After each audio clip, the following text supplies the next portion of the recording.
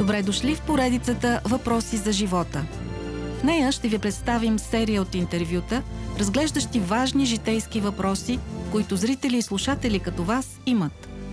Отговорите на тези въпроси ще търсим в свещеното писание – Библията. Там са записани вечни истини, които нашите гости ще разясняват. Надяваме се поредицата "Въпроси за живота" да спомогне за вашия духовен растеж. Здравейте и добре дошли в поредицата "Въпроси за живота", която се излъчва благодарение на служение "Христос за света" и Студио 865. Аз съм Габриела Николова. В тази поредица разглеждаме важни житейски теми като самота, скръб, депресия, надежда, както и въпроси за смисъла на живота, за Бога и християнството. Отговор на тези въпроси ще търсим в свещеното писание Библията. Казвам добре дошъл на нашият гост, пастор Теодор Опренов, главен пастор на Първа баптистка църква в София, богослов и магистър по историческо богословие. Здравейте на вас, вашите зрители, вашите слушатели. Радвам се да бъда с вас. Днес ще се спрем на личността на Исус Христос, второто лице на Троицата. Ще се опитаме да разберем кой е Той и как можем да общуваме с Него. Преди да започнем обаче, нека се помолим. Господи, помогни ни да разберем кой е Исус Христос и как можем по-добре да общуваме с Него. В името на Исус. Амин. Амин. Започваме направо, пастор Опренов. Кой е Исус Христос? Исус Христос е Божият син, който слиза от небето на земята, за да стане наш Спасител. Роден от девицата Мария и е живял безгрешен живот. Когато навършва 30 години, Исус започва своето служение, което продължава около 3 години. През цялото това време Той извършва множество чудеса. Изцелява болни, изгонва демони и дори възкресява мъртви. Умира разпънат на кръст заради нашите грехове и бива погребан. Но на третия ден възкръсва. След възкресението няколко пъти се явява на своите ученици и на 40-тия ден се възнася обратно на небето. Един ден Той отново ще дойде на земята. Бог или човек е Исус Христос? Исус Христос е Бог. Той казва: "Аз и Отец сме едно." Казва още и: "Който е видял мен, е видял Отца." Исус е Бог, който идва на земята за спасение на човеците. Учениците, които следват Исус из хълмовете и долините на Галилея и Юдея повече от 3 години, виждат самия Бог в действие.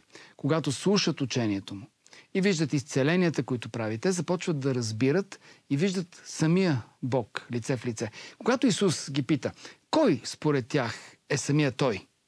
Симон Петър отговаря: "Ти си Христос, Синът на живия Бог." Това е Матея 16 глава, стих 16. След възкресението, когато Исус се явява на учениците в възкресенското си тяло, Тома възкликва: "Господ мой и Бог мой." В същото време обаче Исус е и човек. Библията го нарича Словото. Словото стана плът и пребиваваше между нас. Това са точните думи. Той е роден от жена. Бил е бебе, а след това и мъж, но не бива да гледаме на него като на полубог и получовек. Исус Христос е едновременно изцяло Бог и изцяло човек. Като човек той ожеднява. Веднъж, например, моли една самарянка да му извади вода от кладенец, за да пие.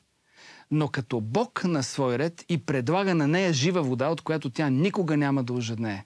Като човек той се изморява до толкова, че заспива в лодката, с която учениците му пресичат Галилейското езеро една нощ. Но като Бог казва една дума и бурята и вятърът утихват. Като човек умира на кръст, но като Бог възкръсва. В предишния епизод говорихме, че Бог е един.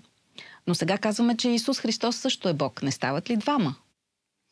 Словото е категорично по този въпрос. Има само един Бог.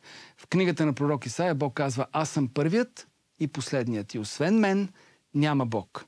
Когато е запитан коя е най-голямата от всички заповеди, Исус отговаря: "Първата е: слушай, Израилю, Господ, нашия Бог, е един Господ и да възлюбиш Господа, своя Бог, с цялото си сърце, с цялата си душа, с целия си ум и с цялата си сила."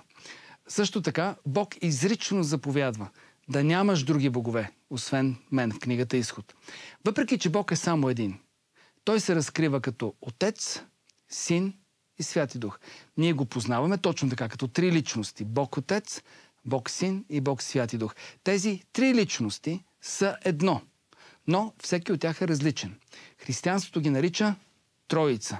Това е сложна концепция, която богословите се опитват да обяснят по различни начини. Някои сравняват Троицата с трите форми на водата. Течност, пара и лед. Но всички опити да се обясни Бог като три личности в едно могат да ни подведат и да ни създадат погрешна представа за Него. В Евангелието има едно място, където виждаме изявата и на трите личности на Бога.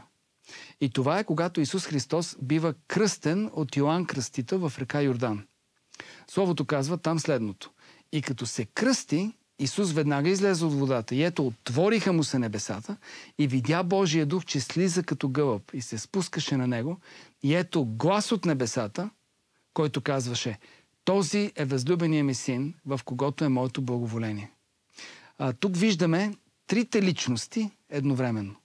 Исус е в реката, Святия Дух слиза върху него в образа на гълъб, а Бог Отец говори от небето. А след възкресението си, преди да се възнесе на небето, Исус заръчва на своите последователи. Казва им: даде ми се всяка власт на небето и на земята. И така идете, правете ученици сред всичките народи и ги кръщавайте в името на Отца, Сина и Святия Дух. Четем това в Матея глава 28, стихове 18 и 19. В своите послания апостол Павел също споменава трите личности на Бога. Например, посланието си до коринтяните той пише: благодата на Господа Исуса Христа и любовта на Бога и общението на Святия Божий Дух да бъдат с всички вас. А има ли някаква иерархия сред тези три личности? Не, няма иерархия помежду им. Бог Отец, Бог Син и Бог Святи Дух са равнопоставени. Те са едно. Второто лице на Троицата, Исус Христос, е роден от девица. Бихте ли ни обяснили как да разбираме това? С удоволствие ще опитам. Майката на Исус, Мария, е била девица от град Назарет. Сгодена по това време за мъж на име Йосиф. И един ден се явява ангел Гавриил, и казва, че ще роди син и ще го нарече Исус и че той ще бъде син на Всевишния. Мария пита как ще стане това, тъй като тя е девствена. А ангелът ти отговаря: Святия Дух ще дойде върху тебе и силата на Всевишния ще те осени. Затова и святото, което ще се роди от тебе, ще се нарече Божий син. Цитирам дословно.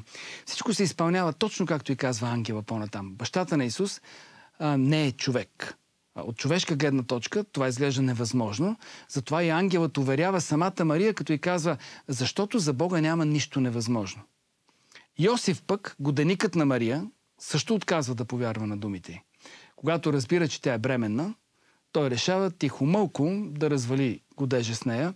Според закона тя е трябвало да бъде публично убита, и то с камъни.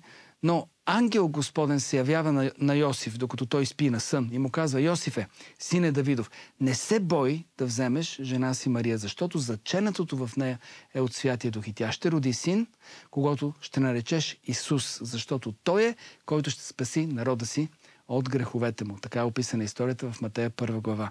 Йосиф се покорява на Бога и взема Мария за своя жена, но не е имал сексуални отношения с нея до раждането на Исус. Това пророчество е изречено от пророк Исаия 700 години преди Исус да бъде роден. То гласи така: ето девица ще зачени, ще роди син и ще го наречеш Емануил. А като Емануил, разбира се, означава Бог с нас. А след като Мария е майката на Исус, трябва ли да се молим и на нея? Не трябва да се молим на Мария. Тя е просто човек, който се е покорил на Бога и е повярвал на Словото му. Когато отива да посети братовчетка си Елисавета, майката на Йоан Кръстител, Мария разкрива тайната си на нея и прославя Бога, като казва: величае душата ми Господа и духът ми се зарадва в Бога, моя Спасител. Защото погледна на ниското положение на своята слугиня и ето, от сега нататък ще ме облажават всички родове, защото силният извърши за мен велики дела и свято е Неговото име. Тоест, ние я наричаме блажена и благодарим на Бога за нейното покорство спрямо Него. Но не трябва да й се молим тя да се застъпва за нас пред Исус. Можем директно да се помолим на самия Исус. Той ни казва: елате при мене, всички, които сте отрудени и обременени, и аз ще ви успокоя.